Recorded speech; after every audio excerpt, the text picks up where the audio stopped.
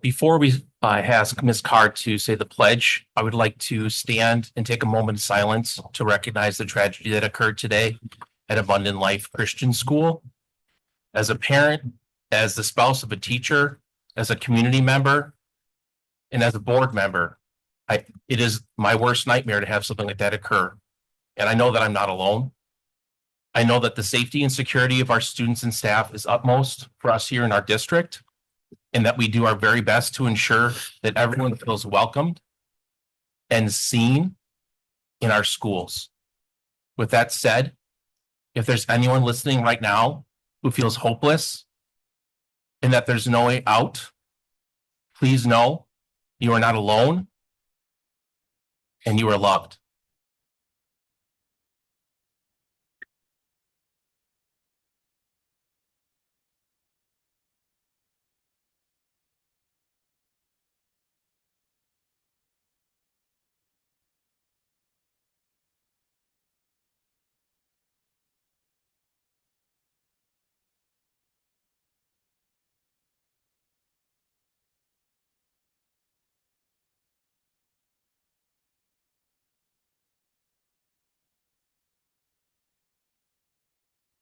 Thank you, everyone. Ms. Carr. I pledge allegiance to the flag of the United States of America and to the republic for which it stands, one nation, under God, indivisible, with liberty and justice for all. Sarah, we call the roll. Mr. Burns, Present. Mr. Becker, Here. Mrs. Kaiser, Here. Mr. Keller, Here. Ms. Deal, Here. Mrs. Carr, Here. Mr. Sikich, Present. Mrs. Lee is excused. President Lee. Here, proper notice of this meeting has been posted in accordance with open meeting laws of the state of Wisconsin. Do you want any modifications to the agenda this evening? There are no modifications. All right, we'll move right into our presentation from West Milwaukee Intermediate Board members. We can move to our seats.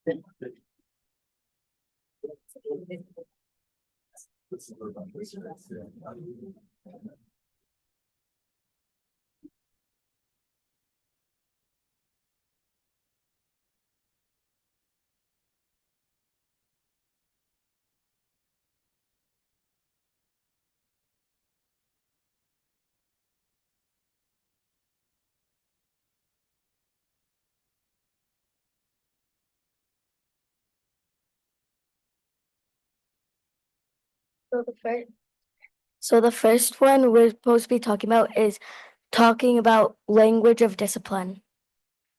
First icon.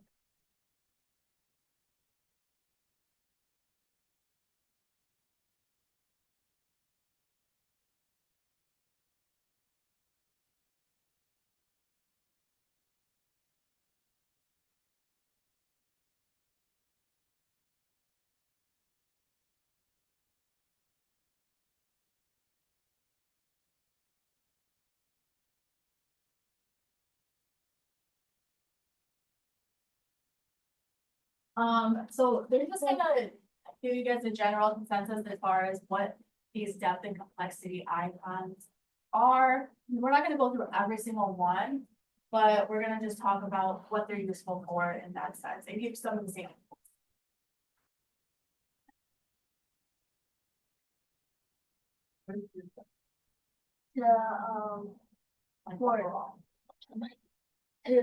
It's the microphone. We use them in our daily slides and worksheets in class.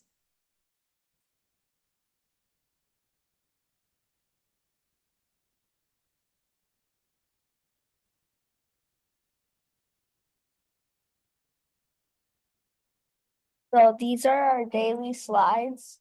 It's the so as you see, we have our agenda, and then if you look very closely under agenda, we have our standards. We have big idea for an icon for that. Then we go over to our bell ringer. Which is on that little notebook page on the right. It's patterns. So like this repeating of stuff. Well, the repetition of like rhyming and stuff. And then this is like our last essential question that we had. So we have ethics, like what you believe in, and multiple perspectives on what perspective you see on. Then, kind of recently, we were reading a novel called A Long Walk to Water. So we had our KWL chart.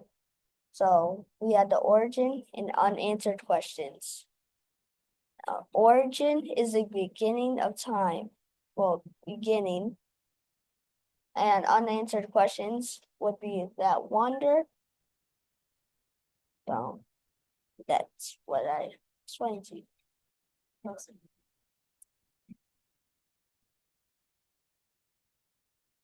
So sometimes we have like exit tickets and bell ringers sometimes during like science and social studies, we do bell ringers, and at the end we do exit tickets for when we leave. It's like a different type of work for right after before we leave. And we're talking about pollution in science and social studies.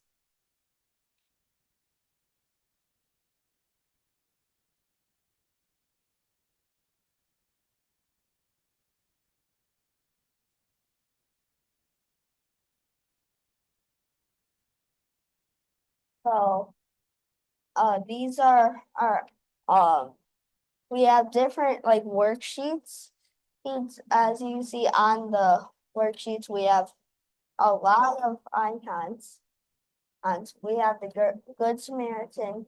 It had details, language and discipline, and a big idea, multiple perspectives and patterns.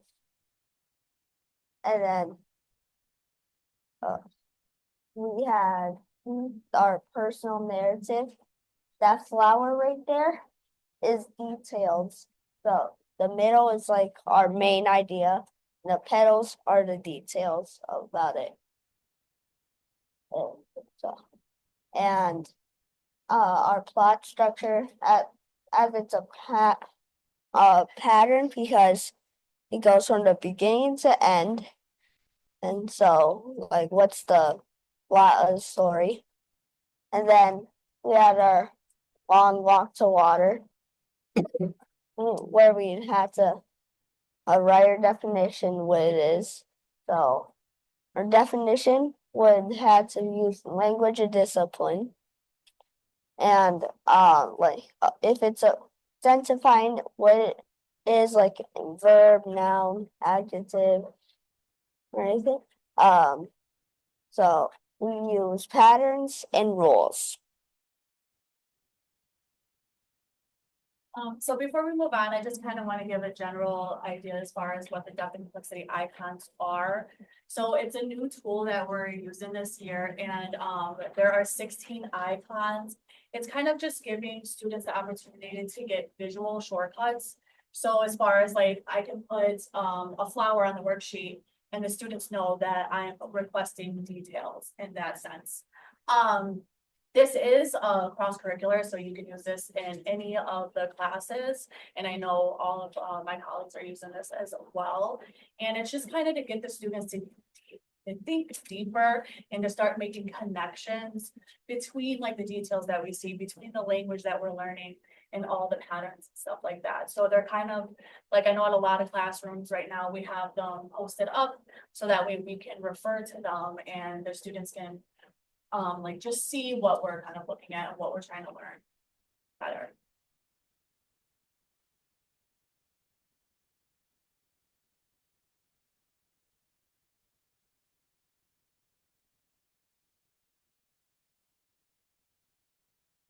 Before the next group comes up, I just want to also highlight the depth and complexity as part of our GT training. So all of our teachers eventually at some point this year will be trained in the depth and complexity system. We've started with the bulk of them already.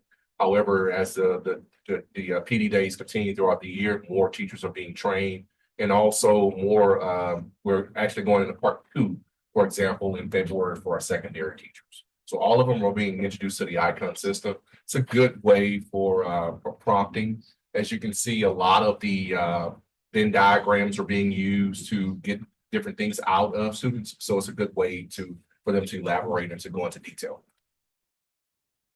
Sorry. What 7th grade math is like from a 7th grader's point of view. Hello, we are Emily and Amaya, and we are in West Milwaukee Intermediate's Accelerated Math Program for 7th graders.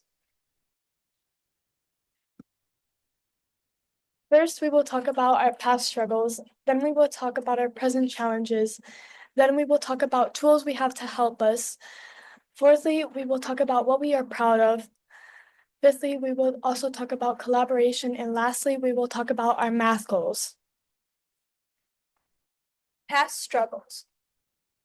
Some of my past struggles are division, area and perimeter, and fractions. Some of my past struggles included the Pythagorean theorem, doing math by myself or not collaborating with other 7th graders in my class, and scientific notation. Present challenges. Some of my present challenges are Pythagorean theorem, simplifying fractions without a calculator, finding the hypotenuse of a triangle, and pre-algebra. Some of my present challenges are ratios, Pythagorean theorem, and pre-algebra. Tools that can help us. Mr. Simons.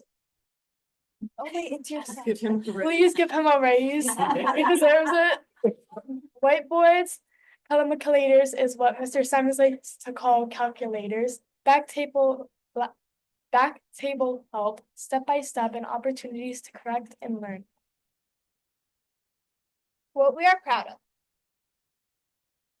We are proud of remembering new topics, moving on to new topics quicker, catching on to new topics faster and faster, and we are proud that we have more time doing math. 5, we collaborate. I collaborate when we get chances to talk with the people around us, and it helps us build a community. I get to collaborate by talking with other students about topics that are hard for us. I get to talk more and learn more from other people, and I could teach my classmates without telling them. Our math goals. Some of my math goals are to help other classmates on topics that they are struggling on that we are learning. Another goal of mine is to remember what we learn and try and remember it for as long as I can and not forget it, and learn harder topics and get even more ahead. My main math goal is to get AP or IB classes in high school to get into a good college, Yale, Oxford, or Cambridge. My second math goal would be to learn more hard math topics like trigonometry and calculus so I could achieve my dream jobs. Any questions?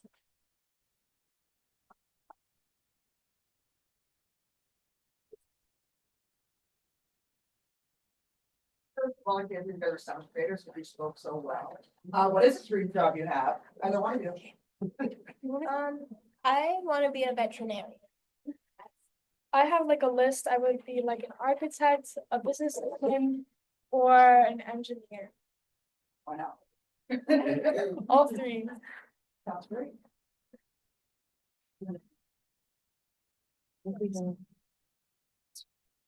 Transitioning, we have 2 accelerated math programs at West this year, and so basically those are 7th grade students that are getting for the first part of the year, the 7th grade curriculum, the second part of the year, 8th grade, so that we have more students ready for algebra as a 8th grader. So we have 2 sections this year.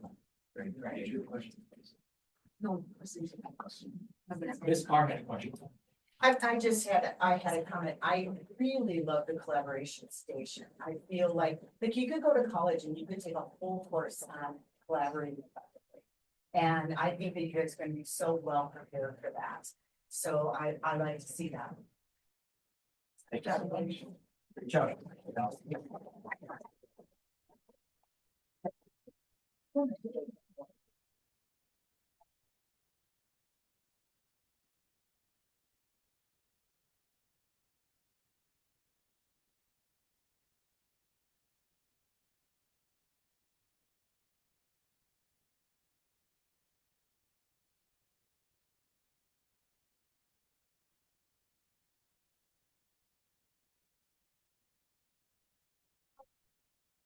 Some struggles we had going into advanced math is that we actually have to like put effort since nothing. We're actually being challenged this year instead of just being able to easily breeze through it. Another struggle is that we go over the material quickly, so we actually have to like do notes and help ourselves instead of just having a teacher go through it like very slowly and ask us if we need any help. And some people have some struggles focusing because we connect with the people around us, which those are the people who are also in advanced math. So yeah, we have some struggles focusing.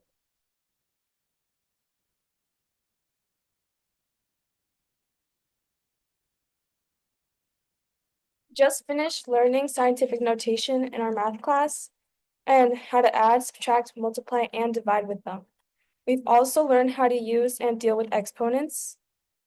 And we have also just completed our lesson on the Pythagorean theorem, which we found out construction workers like also use when they're like measuring. With questions.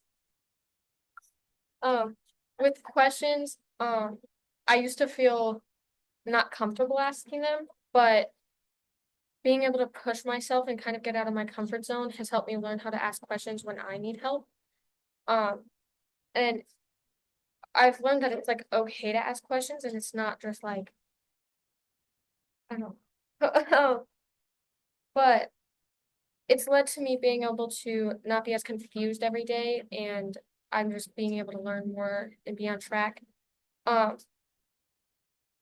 also able to raise my hand more in class and get some answers. So,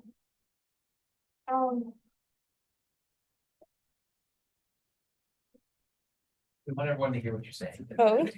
Not just us here, but we're recording, so I want to make sure that it's all apologies. So for collaboration, when I was younger, like if anyone ever asked for like help with like a question, I just give them the answer without helping them. But like ever since 6th grade, I've been actually like trying to like help them understand the question so they can get it and like be more successful with their work. And if I don't like understand it, they'll help me. And we'll like go back and forth with it.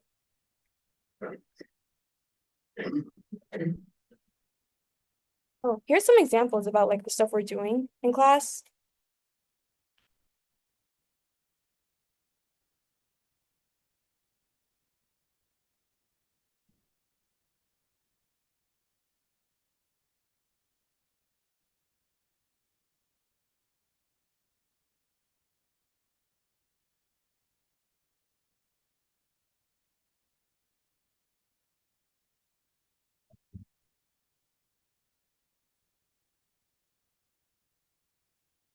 Hi, I'm Philip. I go to West Milwaukee Intermediate School. Hi, I'm Kinley, and I also go to West Milwaukee Intermediate School. We are here to talk about our school-wide project, The Mass Reader. In this, we watch a video every day of a chapter book, It Wasn't Me, read by a different teacher each day. We guess who the mass reader is. Our percentages go on a scoreboard. Then we guess who the reader is by looking at their hair, the classroom, how they talk, and what clothes they're wearing. We also guess who we think the top suspect in the book is. This is put on the scoreboard by class and school-wide too. We talk about characters and their behaviors to decide who we think it is. We answer questions about how we relate to the characters. We see how other kids feel. For example, we vote if we think restorative justice or zero tolerance is better. 21% of the school says restorative justice is better. We also answer questions like, do you feel seen at school? And 73% of students answered yes. Thank you for listening. Do you have any questions? Who was the master here? We don't Um, know yet. Oh. well, every day there's a different teacher.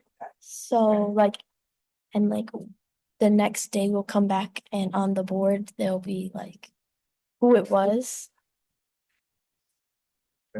What do you think is like the biggest benefit of doing this with the whole student? To like help students deal with their feelings and like help them like get out more and like ask teachers and like talk to their parents about it. Yeah, and to like know they're not alone, like with things they're going. Thank you. Oh, sorry. Thank you so much. Thank you.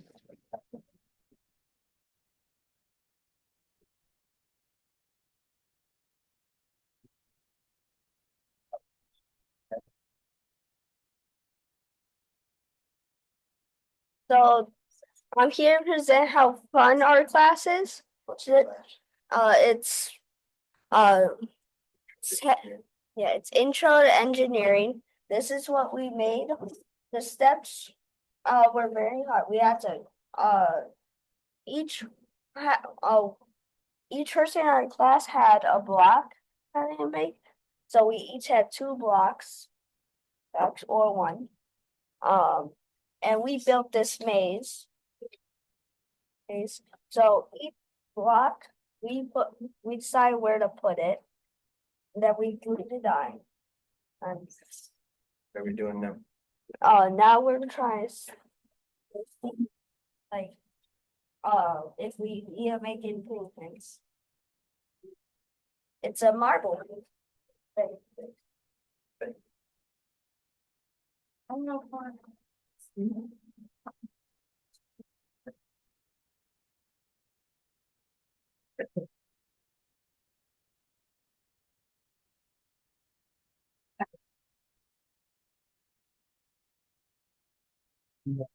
We're doing time trials.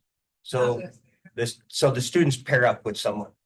And then this week, we run time trials to see who has the fastest average time for the week. So on Friday, whoever has the fastest average time on this maze ends up getting something special at the end of the week. What else? Anything else? We've also been we have done other cool stuff. We've built air powered cars, gutter boats, and Do we Yeah. do the egg drop? oh yeah, the egg drop where you had to drop it off the bleachers. A lot of them survived. Thank you. That's awesome. Thank you.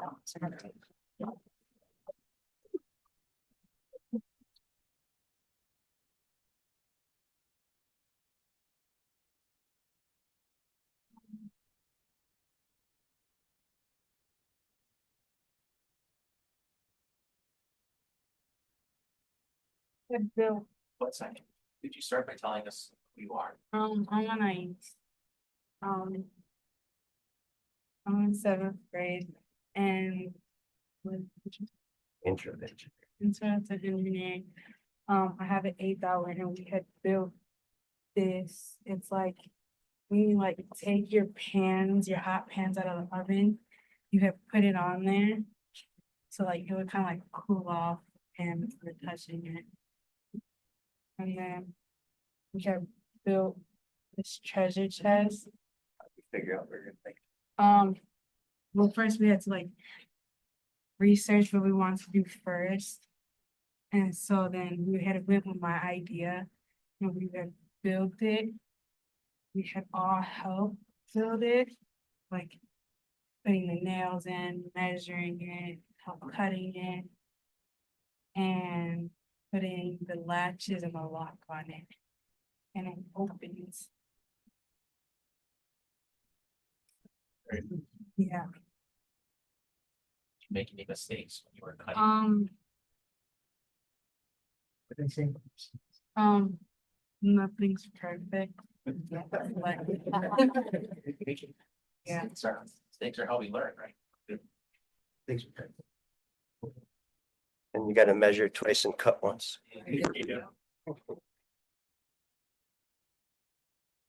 Hello, I'm Cedriana. I go to West Milwaukee. I'm in 8th grade. And I made this birdhouse last year by following the simple rules like putting my hair in a ponytail so it won't get caught into the drill. I was learning how to operate the machines, and I was taking my time sanding it, putting the nails in, measuring it. And yeah, I also made a shelf. It was easy to do. I had stained it with some brown stain. And currently I'm working up on a phone stand. It's like an elephant. I cut out the elephant and then I sanded it. I use pink stem and yeah. Are you in that class too? Oh yeah, I'm also in Intro to Engineering and Fab Tech. That's a very nice. Thank you. Very nice. Questions? So I would just like to make a comment to the staff over at West Milwaukee. And what I've noticed is that, years ago, the teachers, the staff would have come and they would have talked about what they were doing in the classrooms. And the shift is that you've got the kids coming in and doing the talking. And I really appreciate that shift. And even though it was a bit uncomfortable, you didn't bail them out. You let them kind of go, ruminate and get through it. And I think that was a wonderful experience in and of itself. So thanks for that.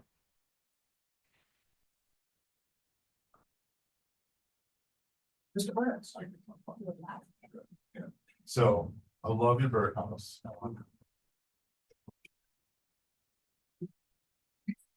Yeah, it'll get there. They get there. But when are you starting your construction business? Because like I need some work done. And that beautiful. That's the high school class. But we're hoping that they're all ready to move on to high school and hopefully they've learned something in my class that'll carry over because the hands-on aspect of learning is not always there.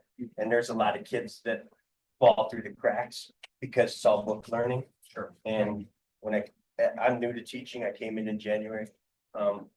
Because West Milwaukee didn't have a shop teacher and I couldn't see a school without a shop, especially in middle school. So I moved into that position and I'm trying to make sure that kids understand, one, there are no perfect projects. You have to accept your mistakes. You have to have fun with what you're doing too. It can't all just be for show. So you have to have time to be able to enjoy it. And then hopefully that puts them in a position when they get into the high school that they'll take a home ec class or they'll take a shop class or they'll take an autos class. They'll take something else outside of the core curriculum. Because there is a lot of jobs out there and a lot of places that you can work that aren't just about college education and about a college degree. That's from my opinion. Yeah, so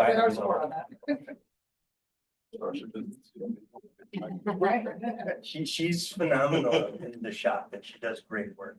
They all do. That's, I wish I could have brought all of my students in here, but it wasn't gonna work. Thank you for having us. Thank you.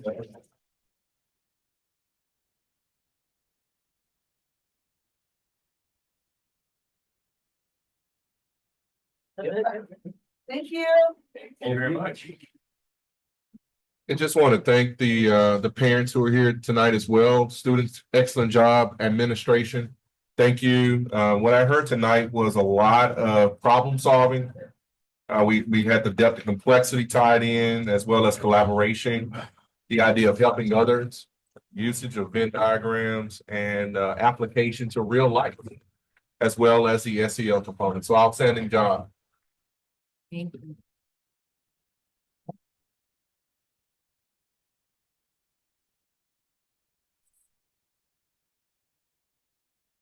Great.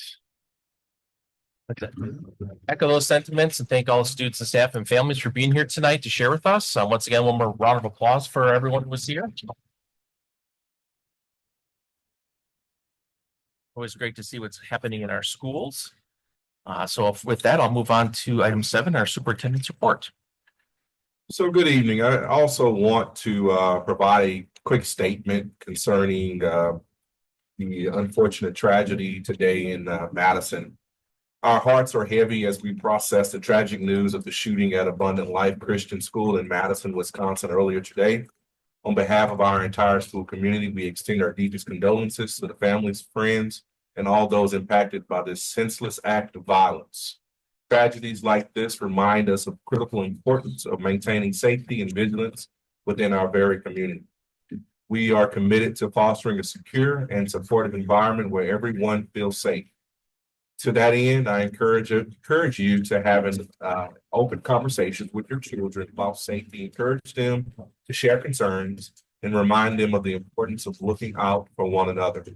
As a reminder, Wisconsin Speak Up, Speak Out, SUSO resources available 24/7 to report safety concerns or threats. This confidential service allows students, families, and staff to share information that could prevent harm and danger. So again, just wanted to start out my report with that brief statement. And that actual notice and information went home to parents on today, expressing our thoughts and care to the victim of that senseless shooting. Our legislative updates. The property tax levies for K-12 schools in Wisconsin are set to rise by 5% in December, marking the highest increase since 2009. This increase is due to a record number of school referendum questions posed and passed in 2024, with nearly 2/3 of public school districts having approved at least one referendum since the beginning of 2021. K-12 schools account for just under half of the local property tax levies in Wisconsin, and this year districts will levy $6.10 billion and an increase of 5.7% from $5.77 billion last year. So as I've stated a number of times, there's a lot of work that's needed in Madison concerning our school funding in the state of Wisconsin, and we are very hopeful that the next biennial legislative session will give us some assistance so districts will not have to go to referendum as frequently. Docky PBL High School. On the evening of Tuesday, December 10th, Docky PBL Learning High School hosted their first coffee house and live music night. The event was a complete success with over 60 students and family members in attendance to enjoy a cozy night of sweet treats, hot drinks, and great musical performances from 17 students. This program was part of our annual Docky All School Projects program, where every crew works on a year-long project designed to benefit Docky and the surrounding community. Our culinary students catered the event by making sweet baked goods and hot beverages to sell, raising over $270 to support a culinary arts program, as well as the creation of a refurbished Docky library, which is a task to other crews' year-long project. Stay tuned for other cool events in the near future. I want to highlight a student athlete and ask the community to support this young man. Yusuf Gray Jr. Has been nominated for Boys Basketball Player of the Year. And I want to send first a congratulations out to Yusuf Gray Jr. from the West Allis Central High School basketball team for being nominated as a candidate for Milwaukee Journal Sentinel's Boys Basketball Player of the Year. I want everybody in the community to please cast their vote for Yusuf in support of his incredible talent and dedication on the court. The vote will be open until December 21st at 3:00 p.m. And no subscription is needed from the Sentinel, so you can go on and vote as many times. I believe it's 1 per hour per device or something to that effect. So I just want to just encourage the entire community to get behind this young man. I am personally a fan of this kid. I have to admit, I'm a fan. He's a great kid. He works hard at his craft, and he is truly a talent on and off the court. The other night, I actually attended the game against Pius, and I teased him because he missed a dunk. And so I told him if he misses one more dunk, I'm going to have to come out of the stands and show him how to dunk. And so he knows what I'm referring to because last year he ended up missing the rest of the season because he fell on a dunk. And so every time he goes up, I just like, please, you just come down without an injury. But he is a great kid, and we really want to. I'm asking the entire community to get behind this young man and support him in his selection for basketball player of the year. Community events and visits and meetings since last Monday. Horace Mann Elementary School 4K, 5K, and first grade choir concert. Central High School Orchestra Winter Concert. Central High School basketball game at Pius. Walker Band Choir Orchestra Concert on this morning. And Hoover Elementary School, I was a special guest on a podcast in Miss Supple's class on last week. And when I tell you, I want to send a special thanks to Max and Eleanor for asking some thought-provoking questions. I'm telling you, these questions had me thinking, and I was stumped a couple of times. I'm sharing a couple of pictures from the podcast. This was actually my first in-person podcast, and so I was just thrilled and just like very excited to do it. They were just excited to have me. I don't know why, but I really enjoyed the conversation.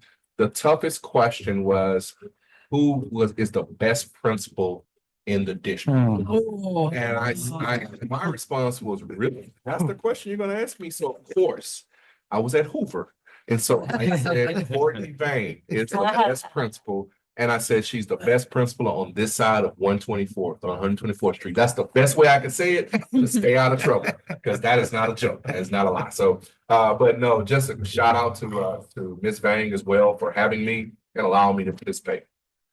So I wanted to put the slide in here because when I tell you, I received a correspondence on last week from a staff member at Horace Mann.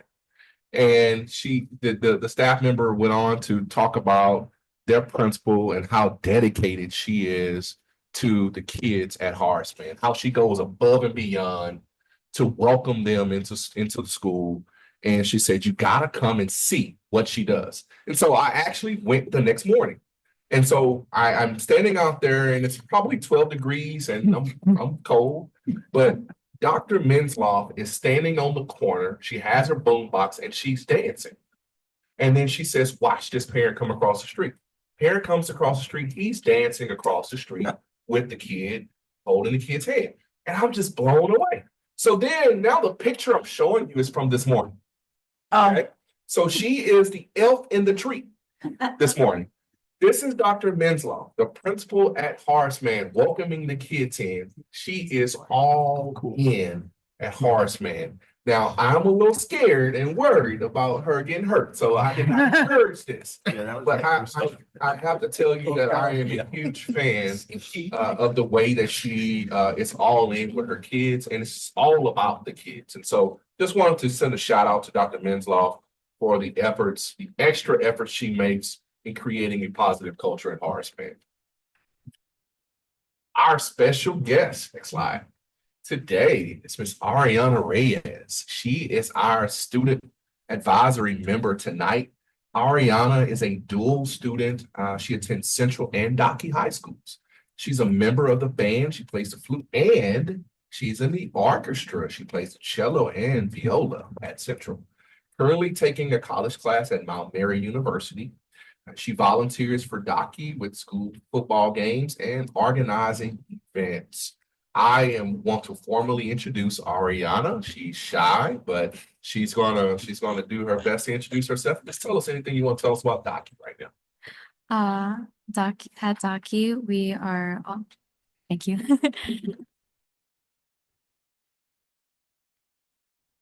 A lot of the students are excited for the upcoming break. We are also working on our projects for exhibition night, which is January 23rd. For some of the exhibition night projects, we have crew projects as well. And the coffee and house night went really good. I heard a lot of good positive things about it. And I know some people that performed their music and it was a really big success. They all really liked it. That was a part of one of the crew projects and more coming soon. So look forward for that. Thank you, Ariana. It's just amazing when we're in our voice group and we're talking, and Ariana always is so she's full of ideas and full of creativity. And so I'm glad that she's here and joining us tonight, and we look forward to her providing some input as we talk about the school calendar for next year, because we went through a particular exercise in trying to get some student voice within that particular endeavor. So we'll talk about that a little later. Thank you, Ariana. That concludes the superintendent's report for tonight. All right, thank you very much. We'll move on to item 8, our public comments this evening. There's currently no one signed up for public comments, but I will wait 15 seconds if there's anyone on Zoom who would like to sign up to address the board.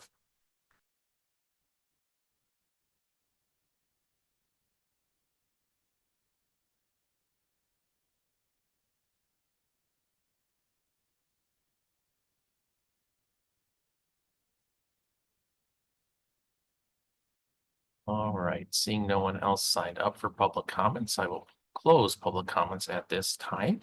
And we'll move on to item 9, our board reports this evening, starting with 9.1, a review of the board calendar. So today we have our last board meeting of the calendar year. And then we'll resume on January 13th at 6 p.m. with a regular Board of Education meeting and a financial stability and efficiency workshop, enrollment projections and open enrollment seats for 25-26, and financial RFP bid review. Then on January 27th at 6 p.m., we have a regular Board of Education meeting.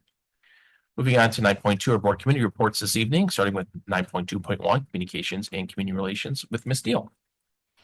All right, the Communication and Community Relations Committee met tonight, right before this meeting. We talked about Carolyn Hahn's leave. So our Director of Communications will be on maternity leave starting December 27th. During that time, Rachel Cruz will be covering for her, and we won't be having any committee meetings for January and February for the communications team. And then for the graduation update, the communications team was able to meet with the principals over at Hale and Central. Mr. Lesser at Hale is going to meet with the senior council to talk about possibly having graduation at Central in the field house. So Hale families can bring more people to the graduation. They're going to talk with senior council, and then after that, he's going to send out a survey to families to get feedback on whether or not that's something that they'd be interested in. That's all. All right, thank you very much, Ms. Deal. Anyone have questions for Ms. Deal regarding her report? I have one question regarding the graduation. So is the plan to have, if that change would be made for this year? If we would move that to Central? Okay. Yep. For him. Okay, very Yes. good. Any items for Ms. Deal to consider at future agendas? Seeing none, thank you very much, Ms. Steele. Moving on to 9.2.2, financial stability and efficiency. Mr. Burns. Yeah, thank you. We also met this evening just before our regular board meeting, and talked a little bit about Act 10 and it moving through whatever process it's moving through right now in the judicial system, and just kind of trying to be proactive for planning as far as what we might be thinking about doing and how we might approach that as things move forward. We also talked a little bit about our referendum and how our process is going to be as we move forward, and just a couple of timeline pieces and how those will look as we move into the new year and when we're going to start seeing things. And also, as community members are interested, the referenda news and updates are posted on our website, and so you can go up onto the website and check out the information, both the current and then the past information that we had before the referendum was passed. And then we also right now, I think, have our project manager out for applicants, accepting applications for that, and then we also have our RFP up on the website as well. So a couple of good pieces of information if you want to go and take a look to see where we're going. And then, yeah, the other part was the audit that Dr. Robinson stole last week from us from being able to talk about, because he had out a little early.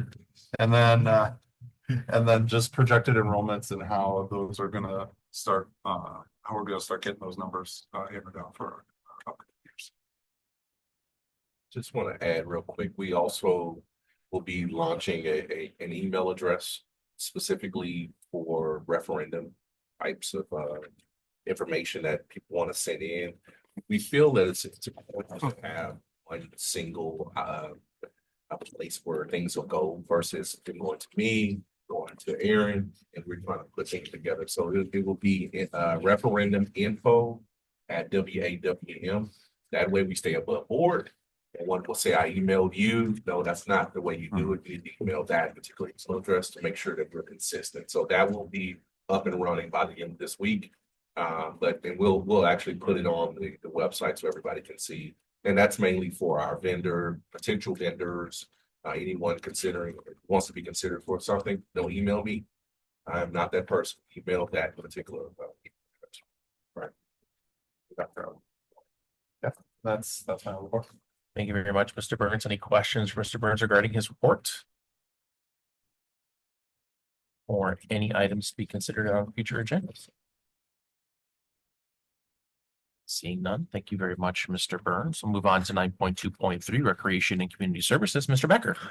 Thank you. The Recreation and Community Services Committee met tonight, right before we came together here.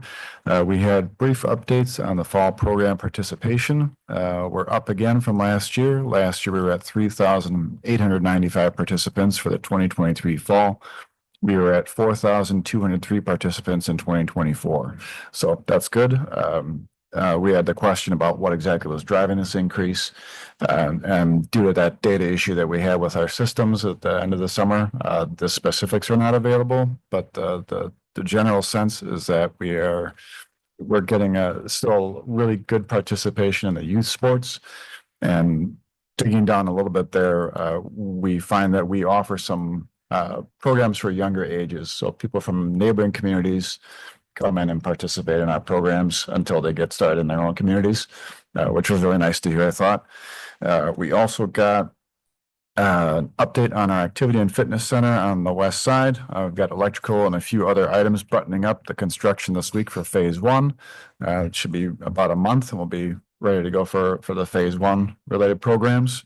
Pretty exciting. We also had the plan commission with the city approved phase two last week. So we should be ready to start digging by March and get into construction there. That was about all we had. We had a couple of items, but those are items for the future. So we'll get those down the road. All right. Thank you very much, Mr. Becker. Any questions for Mr. Becker regarding his report? I have one question, and that'll just be, we are, as a board, going to be moving out of this space into that other space. Do we have an ETA of exactly when that will happen? And will we have a pre? We do have that. Before we officially move? Okay. Yep, I had April. Yep. So the first April meeting? Yep, the first April meeting will be there. Aaron has specifics you want to talk to that before. Yeah, just good question, presently. So we're actually just meeting on that last week, I think, talking through that. So the current thinking is that the rec center will be, we think, done by end of January, early February, but the IT equipment in this room, some of it isn't all being purchased brand new, some of it'll be transitioned over. And the last meeting in March, the first meeting in April is actually a 3-week gap, and they need about 10 working days to transition that equipment. So we're going to work through in a cabinet level, like a mock board meeting, to get that prepared and walk through to make sure all that's working well. But we think the first meeting in April will be good. So yeah, I think that was my concern, is just ensuring that everything's working properly before we have to hard say we don't have this space anymore. So we're hoping to have meetings there starting in February, pending construction with Shelley's team, but that way we'll get using the space, the TVs, get to start using it. You get to figure out what things you might need and things you don't need. So. And when will we start communicating out this, are we putting something in the now or anything like that, that this is, we're moving these meetings to a different location. So. Yeah, I would say in January, we have the dates down and everything. We definitely start communicating it out. Even though we were saying April, that's the day we're going to use, but we're also going to have some soft launches before then, but January we'll put it out there. Okay. Thank you very much. All right, and any future items for Mr. Becker's committee to consider at a future agenda? None. Thank you very much, Mr. Becker. Move on to 9.3, board member reports of community events. Any community events board members attended they would like to report on? Mr. Sikich. I can't report on it because it hasn't happened yet. Oh, But I was invited, I'd like to give a shout out to Brian Pluta and Dana Azalina at Wilson. I got called. They wanted to know if I would come over and read some Christmas stories. So I'm going over there Friday and reading to all the K through third grade classes. very good. I did it last year and I could hardly talk because I'm not used to talking that much. But yeah, it's a lot of fun. Need some tea with honey with you or something like that for the get through the day. Thank you very much, Mr. Sikich. Anyone else like to report on events they attended? All right, I know we just had a meeting last week, so and we had some concerts that occurred last week as well. So I was able to attend orchestra concert at Hale. It was great. It was more orchestra and jazz band.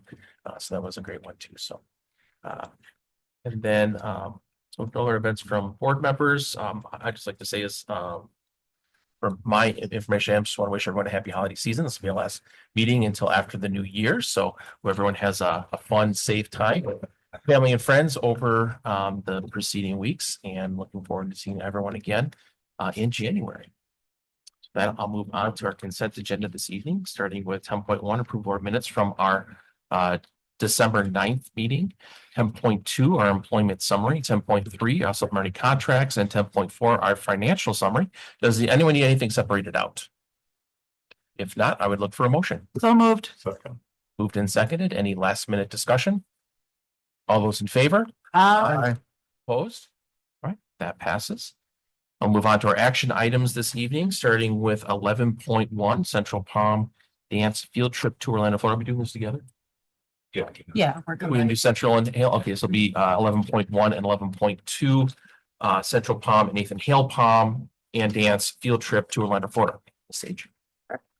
So we have an application request for a field trip to Orlando, Florida from the Central and the Hale Palm dance teams. And I believe we have Katie Rucka, the athletic director, on Zoom to explain.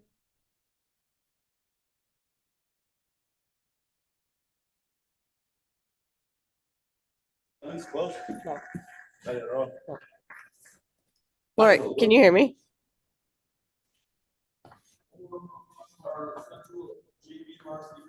I can't hear that. Can you say something, Laura?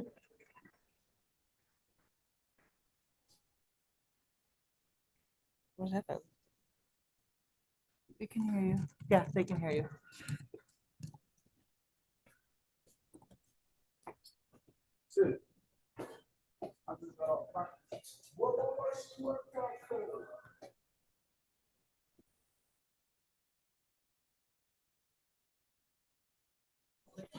Okay, well, I think I heard that you were asking about the Disney trip for dance. So each year, Badgerette chooses dance teams to kind of showcase their programs in Disney at their big showcase that they do in February. And it was very exciting again that Central and Hale dance teams were chosen by Badgerette to represent kind of their organization in Disney. So what they're asking for is just an extended field trip to go down and represent the dance squads from Central and Hale, and in Disney they do like a parade. It's just a really good opportunity for our school, a really good opportunity for our dance team, something they've done in the past.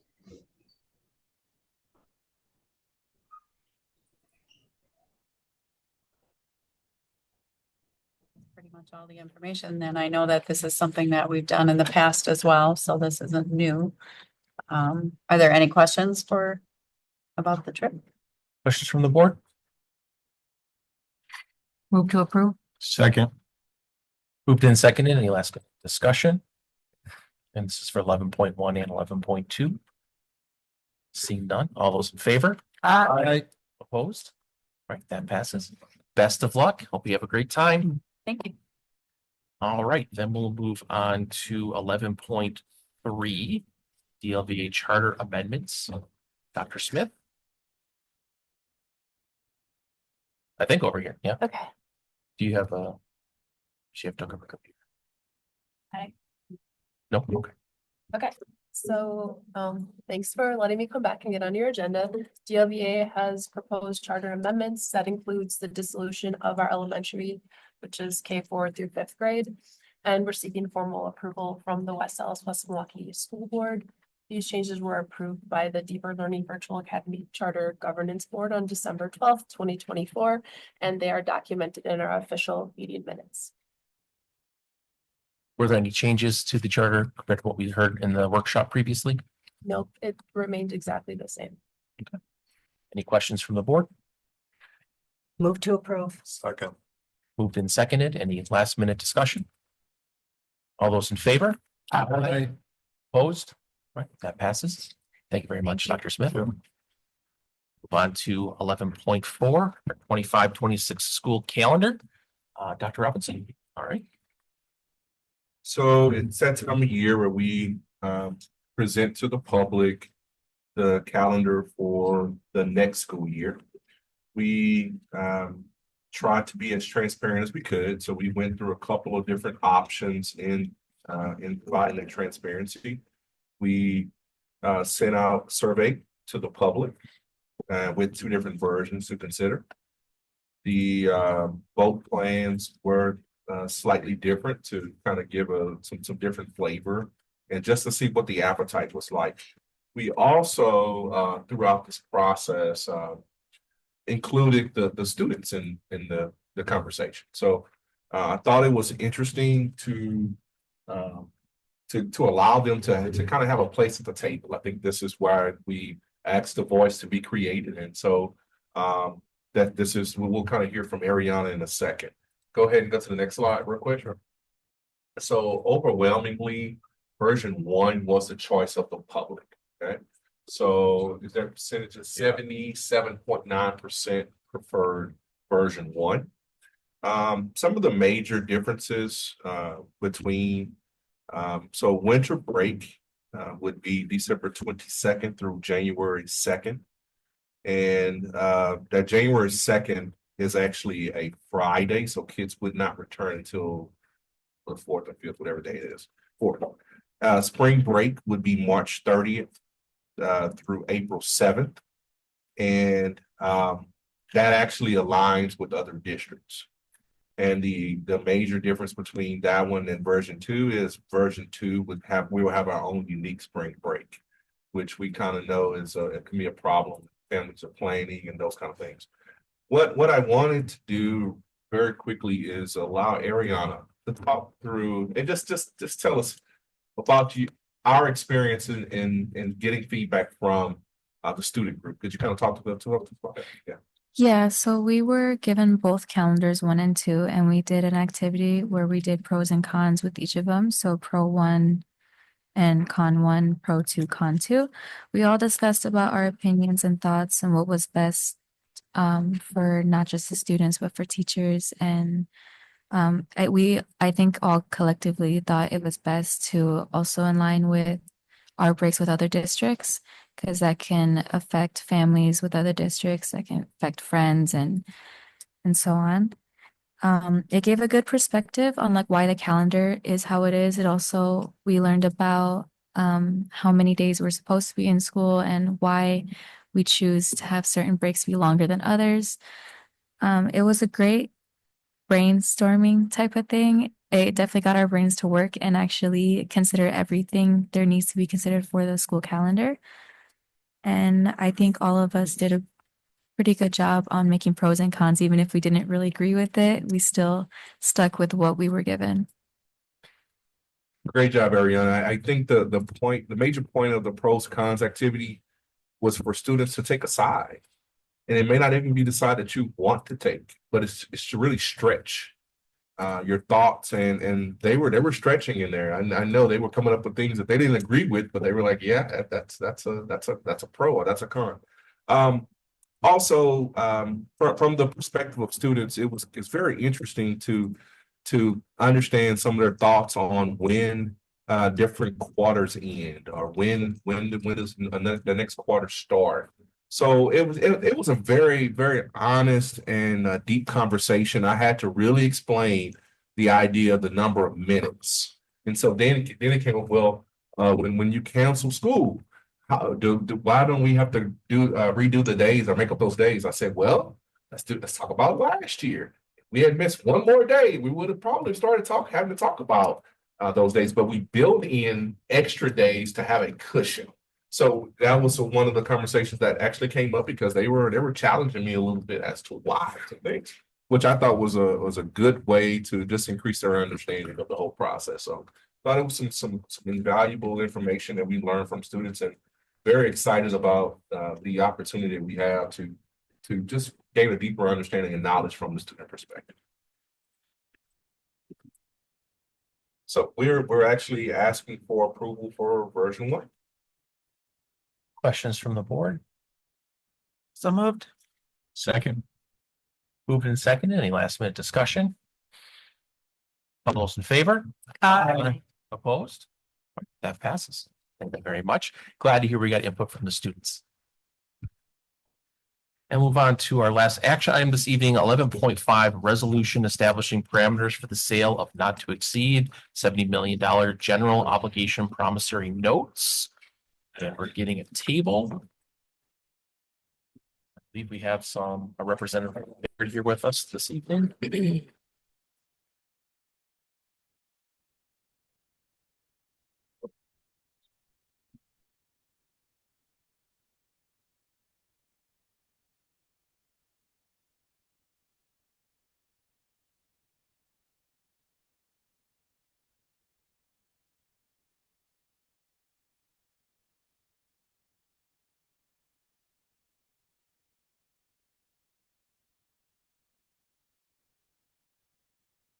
Well, good evening, everyone, and first and foremost, congratulations on your successful referendum. Through talking with Aaron, it sounds like this is the first time that the district has passed the referendum in something close to 20 years, something like that. So that's an incredible accomplishment. That's great to get some of those needs met. And I just wanted to congratulate you all for your efforts in marketing it, getting it out to the community.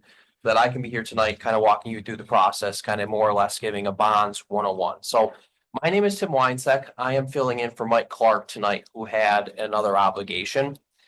But we just wanted to kind of go over the whole bonding process as a whole and kind of the next steps now that the referendum has passed. So I believe everybody should have a presentation that I'm going to walk through. I see it's on the screen and it looks like people have hard copies in front of you, so that's great. So this first slide here is just kind of a broad overview of the different players that are involved in the bond issuance process. So starting on the right-hand side, that's where us as Baird come in. We are the underwriter. So we are working with Dr. Robinson and Aaron to help formulate a financing plan, and then using our underwriting team to assign interest rates to the bond issuance, and then reaching out to investors to actually sell those bonds so that we can get you guys the $70 million funding so that you can pay for the projects that were approved by the referendum.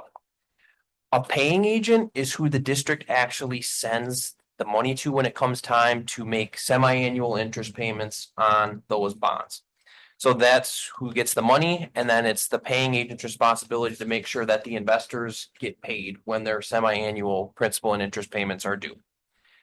Disclosure counsel's job is there are all sorts of legal documents and offering documents that are associated with the bond issuance. Disclosure counsel's job is to review all of those documents in a legal opinion and basically verify that all the information in those is accurate. That helps to give investors some extra peace of mind knowing that there aren't any oversights in any of those offering documents, that they're looking off of the most up-to-date, best information possible.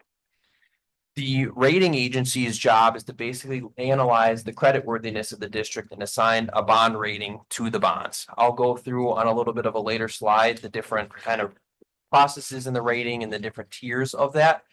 But what a credit rating does is it basically gives investors somewhat of an idea of how creditworthy is the district. When, kind of like anything, the higher the risk, the higher reward. So the lower your bond rating, the higher interest rates you're going to pay. The higher your bond rating, the lower interest rates you're going to pay, because investors see it as a safer investment, that they're going to get a return on their investment. Well, we'll go over it. The district is in great financial shape, so like there's nothing to worry about there. And that's something that you guys should be also very proud of for how drastically the district has improved their credit rating over the years. Kind of along those same lines, there are two primary bond insurance companies, and what that does is an additional layer of protection for investors. Given the district's current credit rating, which again, I'm jumping ahead of myself a little bit in the presentation here, we're anticipating the district maintaining their AA- rating, which is one notch below where the credit insurance agencies are rated. In some markets with longer issues, investors still want that extra layer of protection to get you up from a AA- or an A+ to that AA. And while that does have a cost, now you're talking about a safer investment. That's also going to lower your interest rates. So that's something that we as the underwriter are going to analyze when we get insurance quotes. Does it make sense? When we're actually issuing the bonds, we may or may not use insurance, but we just wanted to make the board aware that that is a possibility just to give investors an extra layer of cushion. But we would make sure we have the district's best interest in mind. We would only add that if it's going to end up saving the district money and the taxpayers' money in the long run. And then the last piece of this pie is bond counsel. The main advantage from investors' standpoint when issuing municipal bonds, which is the type of bond that will be issued, is that's federal tax exempt. Bond counsel's job is to basically opine that you meet all the criteria, that it is a tax exempt bond for the investors. Are there any questions from the board on any of those different players in the process? Yes, Ms. Clark. Could you give me an example or a name or something about who a paying agent would be? Associated Trust Company or US Bank are Okay. the two primary investors. I'm sorry, paying agents, that would be used. The paying agent that we typically most see is Associated Bank. They tend to work with most of the districts, but there are also a handful of districts that use US Bank. And the process is the same. You would send them the money, they make sure that the investors get their money. It's currently who we've always used, Jane. So like when we had 38 debt, we had a paying agent that would issue debt payments to the bond that we had already taken out when we paid it off. Now that ceased to exist when we defeased our debt, but prior to that, that's how that works. That probably is how it works for our energy efficiency debt as well. I have to Yes. check that as well. Correct. So it's a fancy word for what organization actually pays like the debt off. So. Okay. Good question though. Okay, so now we can touch on the credit rating piece of the puzzle. So there are two primary rating agencies. There's Moody's and there's S&P, and West Dallas, West Milwaukee is currently rated AA- by S&P. You can see in these tables here the different breakout of all of the different school districts throughout the state who use what and where their credit rating is. So we are anticipated to get the official credit rating back from S&P this upcoming Wednesday. And again, we're not anticipating any changes from the very, very strong AA- rating with S&P, which you can see is the second most popular rating that Standard & Poor's or S&P assigns to school districts in the state. Again, with that bond insurance piece, there's two main insurers. There's Build America Mutual, or what's known as BAM, and there's Assured Guarantee. They both carry AA ratings, so you can see it's just one notch above the AA-. And again, that's something that just would potentially be added on if it's going to save the district and taxpayers money in the long run. And then back to that credit piece to just kind of put some more tangible numbers to that. For every 10 basis points or 0.10%, like for every $10 million, that equates to roughly $125,000 in interest. So given the district's improved financial position, getting up to that AA-, you're saving millions of dollars in terms of what investors are willing to pay for the right to invest in West Dallas, West Milwaukee. So hopeful it goes up, but it's difficult to get rating changes without significant changes in financial position. Yes, So that's a great point. We're hopeful, but the rating call went great. There weren't any areas of concern from S&P when we met with them. Jeff and I did. So we're kind of waiting to see. I am curious to see if it doesn't go up. Like, what are some things we could do to make it go up? I'm not sure. And they should include that in the report too. They'll say if the district does this, and this, you should be in line for an upgrade. And that's something that the rating agencies are constantly kind of analyzing too. Just because the district may not be issuing more debt, they call them surveillance, like kind of an off time. They'll analyze and see like, hey, like West Milwaukee is really doing well. They might be in line for an upgrade because these bonds are projected to be outstanding for 20 years. That's an investor. Like the rating agency S&P is going to kind of continually analyze, and if those criteria are met, it's an even stronger case that, hey, we should get our bumped up a notch in our bond rating. The only area I know that was discussed that obviously wasn't of great reflection was the cyber attack that we had last June. That's obviously a hole in the system. So we talked about kind of what happened, what's the remedy, what we're doing moving forward. It's not something that's perceived as financial, but can be, obviously. So it wasn't something they were concerned about, but something that we talked about for a little bit. So as we know, we'll make you guys aware of what's kind of going on. But again, hoping for a area of growth, but at minimum, likely no change. So then what are all of the different factors that go into what make up this bond rating? It basically is broken down on this slide. So there's basically 5 different categories. And since all of you have it here and have the presentation that you can take with you, if you want to review the different breakouts for each component, the key points of each different metric. But kind of the summary version of it is Standard & Poor's looks at these 5 categories equally. They're each weighted 20%, and they're a mixture of more quantitative metrics via the district's financial statements and more qualitative metrics versus like policies that the board has in place. So these 5 different sections making up 20% of the bond rating. Once you compile all of that together, that's how the rating agency arrives at this one singular credit rating for the district. We're anticipated to get the bond rating back on Wednesday. And see, this slide is why I anticipated going up, right? I'm hopeful because if you look at debt and liabilities, our liabilities have decreased. Our reserves and liquidity have gone up, and our financial performance per audit has gotten better. So 60% of this rating, I can already check. And that's what I was wondering too, because the last time we had this done, we didn't have 0 audit findings. Right. And so when I look at that, the only thing that's outstanding is the economy, which is based on someone's probably their personal opinion of what the West Dallas hockey market looks like in the economy. I mean, unknown, right?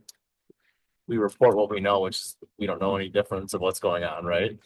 And then management, I mean, again, that can go to tie really closely to financial performance. So I'm not sure, unless the credit rate, unless the cyber attack issue is that much of a problem, I'm not sure why it wouldn't go up. I guess that's where we left it, but and another that's my personal opinion. Key point with municipal bonds is what ultimately is providing the source of repayment for those bonds is property taxes. So that's one thing that the rating agencies are able to take into consideration is the evaluation of the West Dallas, West Milwaukee tax base as a whole, which is gigantic. It's over $7 billion. And these bonds are what's known as they're issued with an unlimited general obligation pledge, which means that there are no state statutory requirements that would prohibit the district from setting their tax levy needed to repay investors. So in terms of a pledge, not every state has that unlimited obligation pledge, but Wisconsin does. So in investors' eyes, that's a positive, knowing that the district has the authority to set their levy that they're going to get paid. And so that the district's valuation is also taken into consideration, which is a positive for West Dallas, West Milwaukee, given the large size. And the fact that our valuation is higher than the state average. Exactly. Most recently. Yep, being a suburb of Milwaukee, all of these are positives when investors are looking and say, oh, I've heard of West Dallas, that the state fair is right down the road, or Miller Park is right down the road. Like these are all good things, because the more eyes we can get on this bond issue, the lower the price, the better the price, the lower the interest rates we're going to be able to achieve. And the rating response isn't like a document gets sent and then you're kind of like, okay, read it and it is what it is. It's a call. So we'll get the documents, we'll see exactly what their opinion is of our district from a rating perspective, and then there's a conversation. So again, based on what I see here, if it's not going up, I will have a lot of questions to Jeff, because I don't see any reason why it wouldn't. So, when we come back to you, if it hasn't changed, we'll hopefully be able to provide some explanation. We may not agree, but. Yeah. So. So then moving on to the next kind of section of this presentation, one thing that Mike really wanted the board to be aware of is what arbitrage is. And just some awareness of kind of the current interest rate environment. So what arbitrage is it gets back to that tax exempt status for investors, that it's municipal bonds are exempt from federal income tax.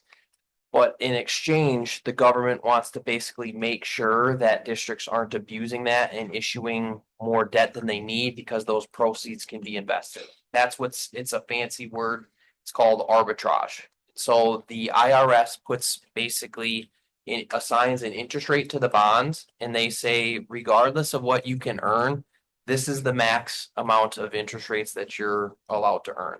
So if the arbitrage yield is 3%, but you can invest at 4%, which is somewhat similar to the current interest rate environment that we'll see later on, the IRS is going to say, hey, you need to give us that 1%. But it's ultimately kind of a good thing because you have maxed out your interest earning potential. And so that's one of the reasons why in the current financing plan, we want to get this $70 million bond issue into market as soon as possible, is because then those proceeds can be invested. And those interest earnings can then be used for either additional projects or to repay the debt itself. So, and just to expand on that, so some districts, you can avoid arbitrage by taking less money over time or by meeting certain spending criteria. Given the scope of the projects we're gonna do, 75 or 70 million across all the schools, 75 projects, we're uncertain of how quickly or how slowly we can do these. So to not have access to these funds would not be our best interest. And especially given what Tim just said, we can take the money, and even if we sat on it for 3 months, we might be able to match the interest we're paying anyway, and essentially it'd be a wash. So I think it's to our best interest, even if you do pay arbitrage, which given the current market, you've seen inverted yield and rates have been inverted. I mean, think about mortgage rates the last 5 years. You took out a mortgage at 4% or got it down to 2.8. Well, if the money you could have invested at 4, I mean, people are making more than they're paying. That's exactly what arbitrage is. So exactly. Yeah. So that's what this slide is. And then on the next page there are a couple of caveats that are known as arbitrage rebate exceptions. So there are 2 primary exceptions when an issuer does not need to actually rebate it. And the first is what's known as the small issuer exception that says for school districts, and this is federal tax code, school districts can issue no more than $15 million in a calendar year. For some of the interest rates that we talked about and the reasons to get this huge pot of money, $70 million invested as quickly as possible, we want to get that into market. So obviously in West Dallas, West Milwaukee's case, the $50 million small issuer is off the table. However, there's a second one, which could still come in play. And then as the district meets these criteria, you don't have to rebate anything.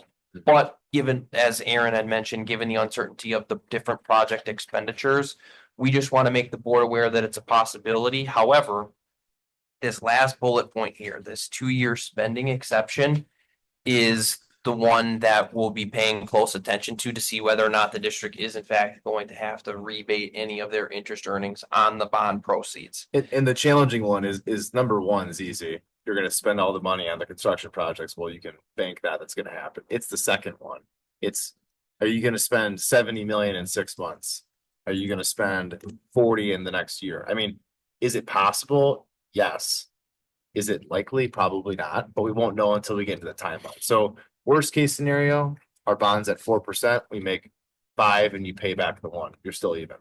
Best case scenario, you make 5, you meet the spending requirements and you keep the 1%. And can still use those investment earnings for additional projects or to repay interest on the bonds that you had just issued. So I think the thing we've talked about internally is better to do it quality and slow and do it the right way and get everything done how we want it than try to meet these requirements to save I mean, it's real money, but not at the cost of doing things quickly. I don't think so. But if possible, we will. I think that's the goal. Right. And in investment rate, as you'll see on the next slide, where you can see it's a pretty meaningful difference. So this chart goes back the last 20 years and it's a comparison of the 20-year.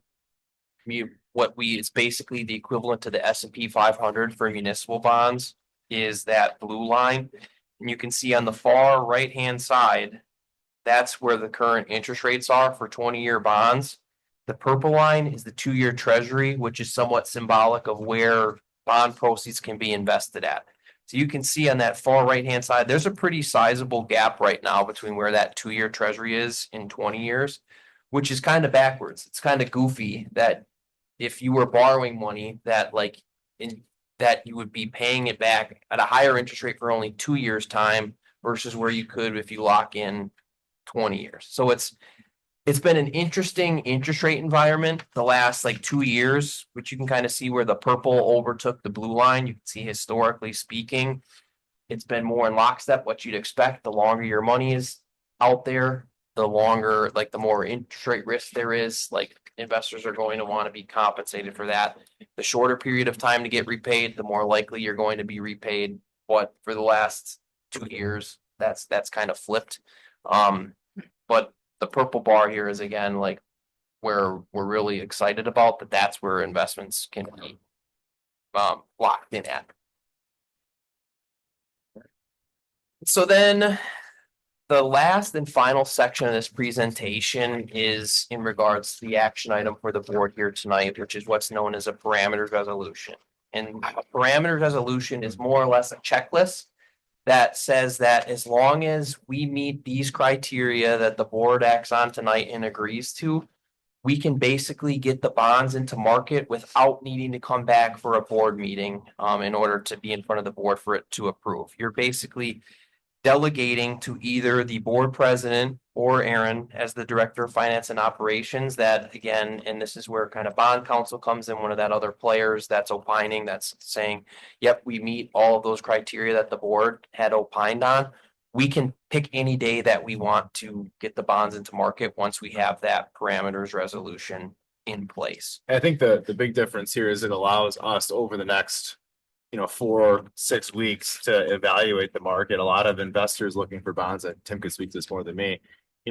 In December, a lot of people are pulling money out of the market. They're kind of sitting on it. And a lot of these Wisconsin bonds are going to be in play February, March with the most recent referendums that passed. Even January. Yeah. I mean, us getting out there, Wisconsin school district funded, taxpayer bond, unlimited resources is of high interest to people in the bond market. So allowing us to do that in January versus a same day sale, which is the other option, where we would come on a Monday, you sell out that Monday, whatever it is what it is.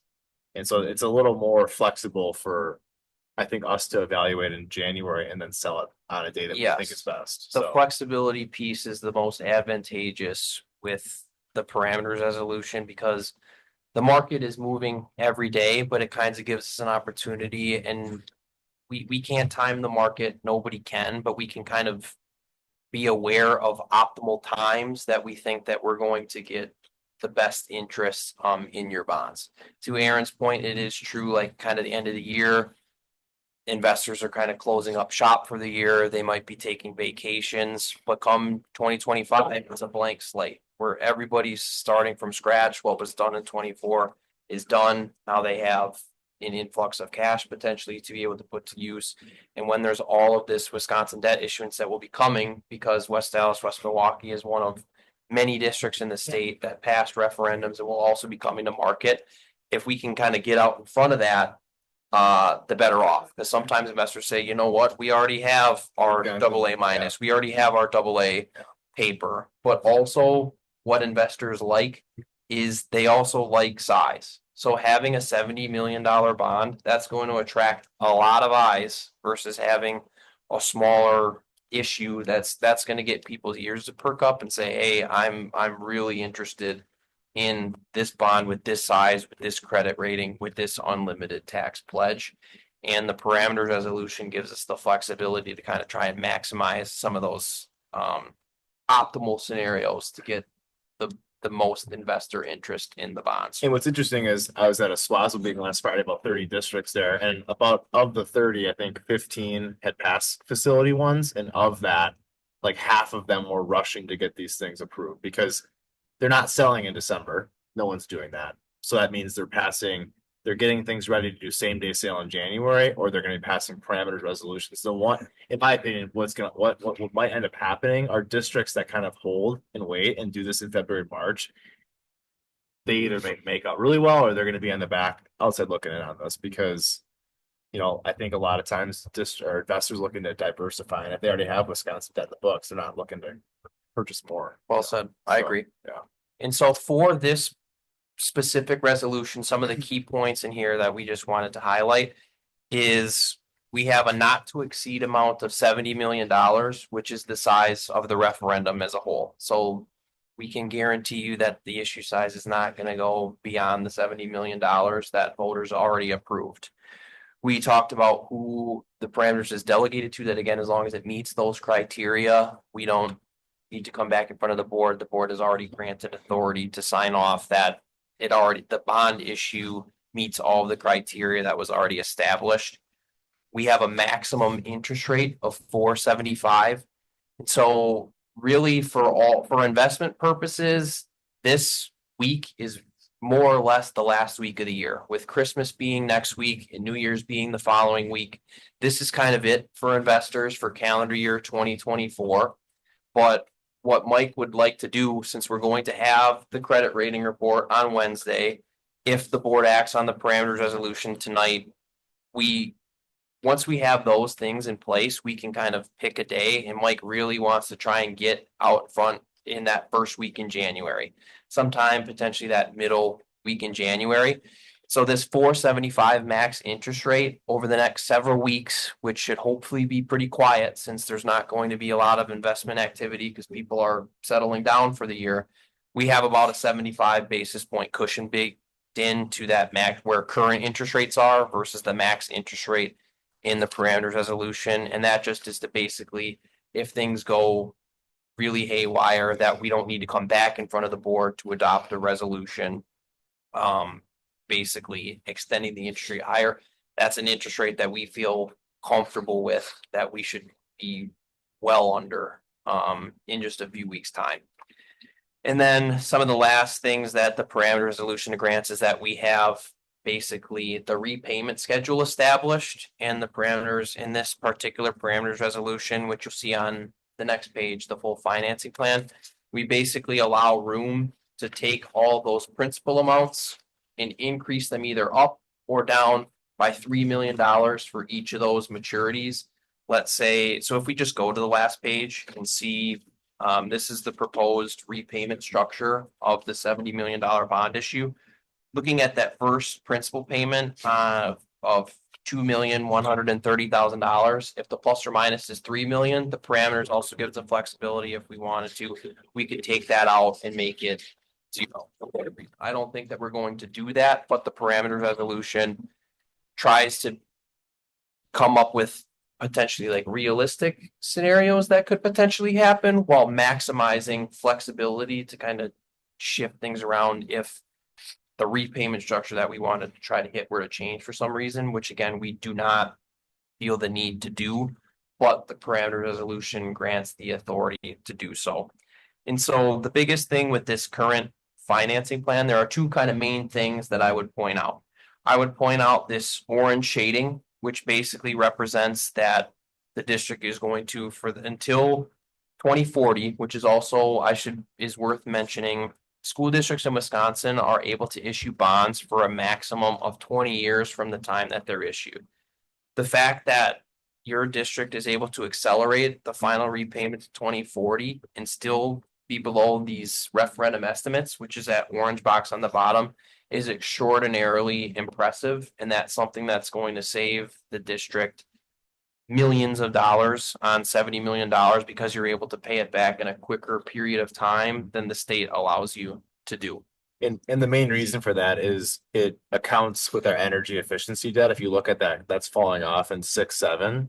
So then using those taxpayer paid dollars to levy for those to pay the referendum off allows us to pay it off sooner, saves the community money, et cetera, et cetera. That's kind of, I think, where Tim's going with that. So. Yep. And then the orange salmon shaded box on the bottom is just a comparison of the planning estimates that we used before the referendum and some of the metrics that were being marketed to the community in order to get them on board with passing. And another reason why we're excited to get this issue in the market is because you can see in the difference here, like we're well below all of those metrics that was told to the community. So we're excited and eager to hopefully come in well below those planning estimates for where the district is actually locking in their interest rates and what that interest cost savings means to the taxpayers versus where they approve. It's extraordinarily good news for the district to be able to share with the community. So with that, I guess we take questions. If there are any. Questions from the board? We understand what's being requested of us. What that means. So. Mr. Brent? With the interest and the possibility of earning interest and whatever the spending piece is. Because that becomes an income if you earn more than the other part, will that affect our at all with? You mean the arbitrage? Yeah, the Yeah. arbitrage. So what'll happen, my understanding from Mike, is that when we finish the financial bid of like, where's the money go when we get it? The firm who we hire essentially through that bid will be responsible for like essentially telling us, hey, you're in arbitrage. And then they take care of paying that off. It won't have any impact on the district's revenue or getting into less aid the following year. None of that will happen. Yeah. Okay. Good question. So it's though. not like selling a building and getting. Right. Yeah. Yeah. Good question though. Other questions from the board?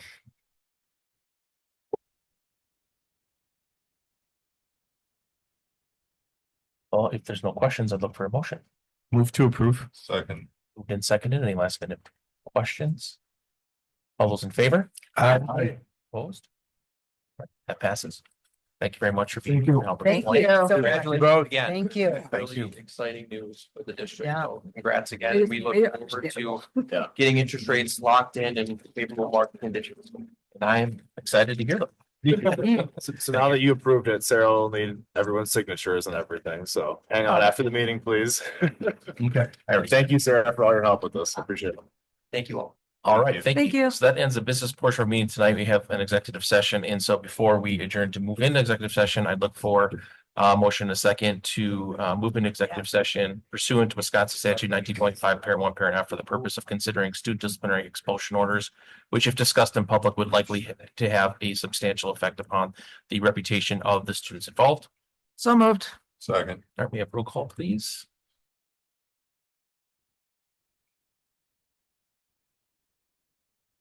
Okay, Mrs. Lee is excused. Mrs. Kaiser, Yes. Mr. Sikich, Yes. Mr. Burns, Yes. Mrs. Carr, Yes. Mr. Keller, Yes. Mr. Becker, Yes. Ms. Deal, Yes. President Lee. Yes. All right, we'll take a quick break so we can move into executive session.